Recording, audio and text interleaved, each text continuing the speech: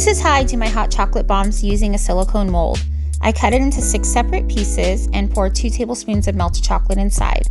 I use a spoon to slide it up to the edges and then turn it just so I can get a thicker edge at the top where it's going to seam and seal to the other side of the mold.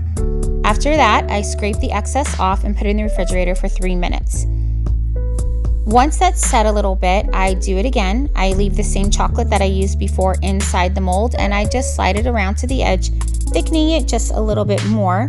Then I pour the excess over a bowl and clean the sides again. Put back in the refrigerator for 3 minutes until solid.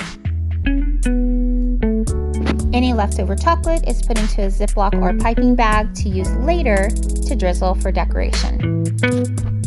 Once the chocolate has set and is firm, I remove it from the refrigerator and gently pull the edges of silicone away from the chocolate in the center. Then I flip it over onto a cookie sheet and peel back the silicone, pushing evenly in the middle. The chocolate should release quite easy and be nice and shiny. I do this to each of the molds that I have in the refrigerator. I repeat this process until all of the shells have been removed from the silicone molds.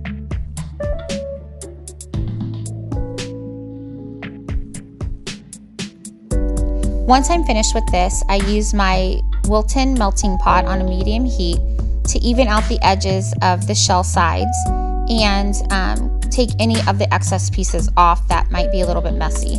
I fill them with cocoa powder, marshmallows, and sometimes chocolate candy to help give it some flavor.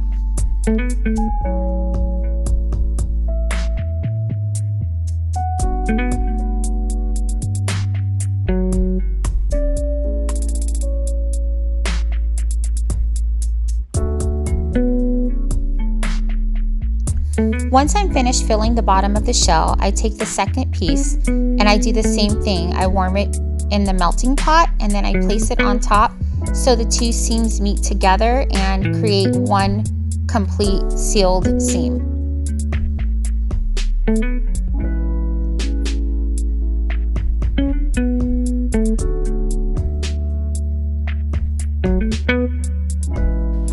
Once the chocolate at the seam has settled and is dry, I get the piping bag with my excess chocolate in it. I microwave it for 15 seconds, massage, and then 15 seconds more.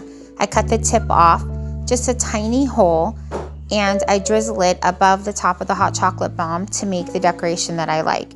You can cut the hole bigger if you would like a thicker line to drizzle.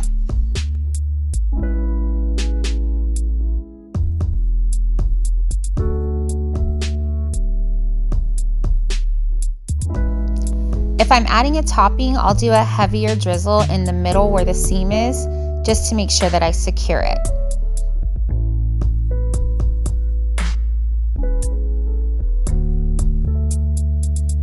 Once the bomb is complete, you can place it in a cup. I would suggest using a wide mouth mug so that way the hot cocoa bomb can move around in the liquid you pour in.